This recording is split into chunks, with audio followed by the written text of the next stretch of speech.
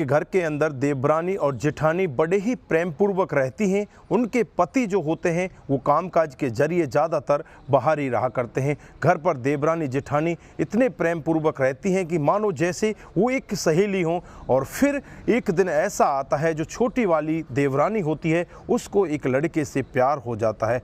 उसके बाद जब बड़ी वाली इसमें दखल अंदाज़ा करती है तो दोनों को ही एक लड़के से प्यार हो जाता है और फिर वो दोनों उसके साथ संबंध बनाने लगती हैं। दोस्तों, जब इस सब के बारे में उनके घर वालों को, आसपास के लोगों को पता चलता है तो होता है वहाँ पर इतना बड़ा कांड। दोनों घर से भागकर जंगल में एक कुएं में छलांग लगा देती हैं। दोस्तों, उसके बाद जो उनके साथ होता है, अगर आप भी पूरा मामला सुनेंगे तो एक बार के लिए आपके पैरों तले ज़मीन खिसक जाएगी। आइए दोस्तों, जानते हैं पूरा मामला क्या था। नमस्कार, जय हिंद। आप देख रहे हैं APH न्यूज़ राहुल रावत के साथ। तो दोस्तों, आज की जो मैं हकीकत की घटना आपको बताने जा रहा हूं, छिंदवाड़ा के एक गांव की घटना है। यहां पर सुषमा नाम की एक लेडी, जिसकी उम्र होती है 26 साल, जो देखने में बेहद ही खूबसूरत होती है। उसकी एक जेठानी होती है जिसका नाम होता है पारो और जिसकी उम्र होती है 30 साल। औरतों के पति घर से बाहर कामकाज के लिए जाते हैं और ज़्यादातर बाहर ही रहा करते हैं। दोस्तों, एक दिन का वाक़या होता है, जब सुषमा अपनी छत पर चढ़ती है तो पड़ोस में ही एक दूसरी छत पर एक लड़का बैठा होता है जिसका नाम होता है आशुतोष और जिसकी उम्र होती है 25 साल। वो लड़का एक टक उस औरत को देखने लगता है। अब उस औरत को भी लगने लगता है कि ये लड़का मुझे क्यों देख रहा है। धीरे धीरे 1-2 दिन वो ऐसे ही एक दूसरे को निहारते हैं। फिर उसके बाद वो लड़का एक पर्ची में नंबर लिखकर उसकी छत पर फेंक देता है। वो पर्ची उठाती है और अपने मोबाइल में जाकर डायल करती है। फिर उससे बातों का सिलसिला शुरू हो जाता है। धीरे धीरे बातें शुरू होती हैं। बातों से वो प्यार की नज़दीकियों में आ जाते हैं। एक दूसरे से मिलने की चाहत होती है। और फिर एक दिन का वाक़या होता है, उन्हें मौका ऐसा मिल जाता है जब सब घर वाले कहीं किसी काम से बाहर गए होते हैं।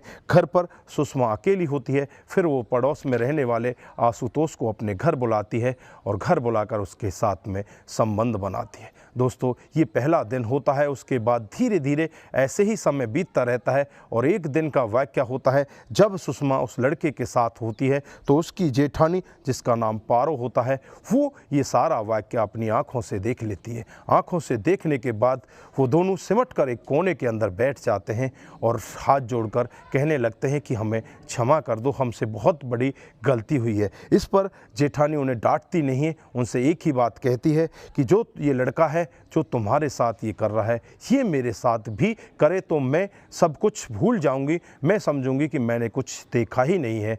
अब वो लड़का करे तो क्या करे, उसकी तो एक तरह से लॉटरी लग जाती है। एक के साथ एक उसे फ्री में मिल जाती है। फिर वो उसकी जेठानी के साथ भी वही करने लगता है जो उसकी देवरानी के साथ करता था। दोस्तों, ऐसे ही समय बीतता रहता है और लगभग करीब 2 से 3 महीने का समय ऐसे ही बीत जाता है। फिर वो लड़का छत से उनके घर में आता या वो छत पर चली जाती। इस मामले के बारे में अड़ोसी पड़ोसियों को भनक लगने लगती है और इस सब के बारे में उनके पतियों को बता दिया जाता है। जब पत्नियों को पता चलता है कि तुम्हारे पतियों को इस तुम्हारे कारनामे के बारे में पता चल चुका है, अब वो तुम्हें छोड़ेंगे नहीं, वो दोनों बहुत ही ज़्यादा परेशान हो जाती हैं। घबराकर उसी लड़के के पास फ़ोन करती हैं, जंगल में ले जाती हैं और जंगल में वो तीनों पहुंच जाते हैं और तीनों एक साथ मरने का प्लान बनाते हैं। लेकिन उनमें से किसी को नहीं पता कि किसको तैरना आता है, किसको तैरना नहीं आता। वो तीनों एक साथ ही छलांग लगाने वाले होते हैं। उन दोनों लेडीज़ों को एक बार में ही छलांग लगवा दिया जाता है और उसके बाद वो लड़का उसमें छलांग लगाता ही नहीं है।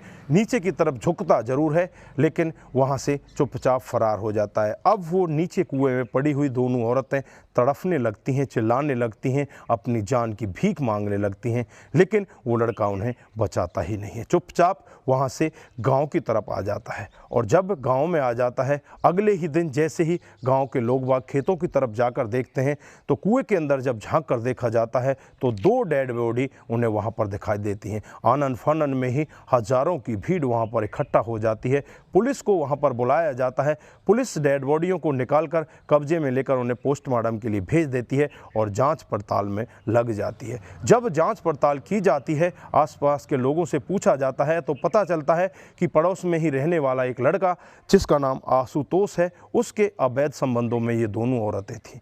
जब आशुतोष के पास जाया जाता है, उससे पूछताछ की जाती है तो आशुतोष पहले तो पुलिस को घुमाने का, गुमराह करने का काम करता है, लेकिन जब पुलिस का रवैया, पुलिस का डंडा उसे दिखाई देता है तो थोड़ी देर में टूट जाता है और सब कुछ सच सच बताने लगता है। कहने लगता है कि साहब, ये दोनों औरतें घर से भाग चुकी थीं और मेरे पास फ़ोन करके मुझे जंगल में ले जाती हैं और हम तीनों मिलकर एक साथ कुएं में कूदने का प्लान बनाते हैं, लेकिन मैं इन दोनों को कुदा देता हूँ। मैं कुएं के अंदर जाता ही नहीं और मैं वहाँ से चुपचाप निकल कर आ जाता हूँ।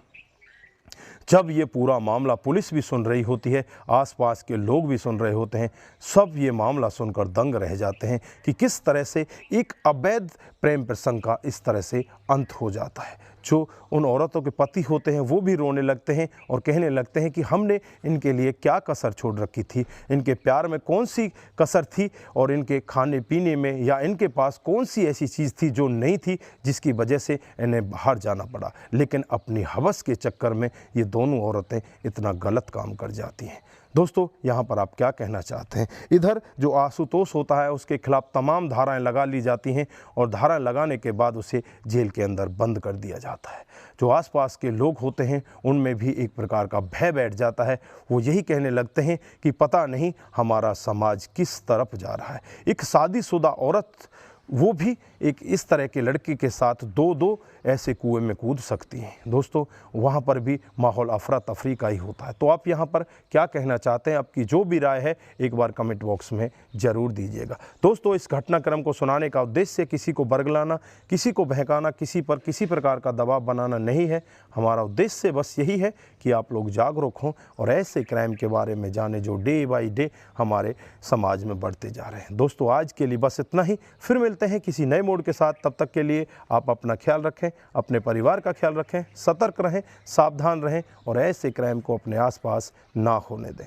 नमस्कार, जय हिंद, जय भारत।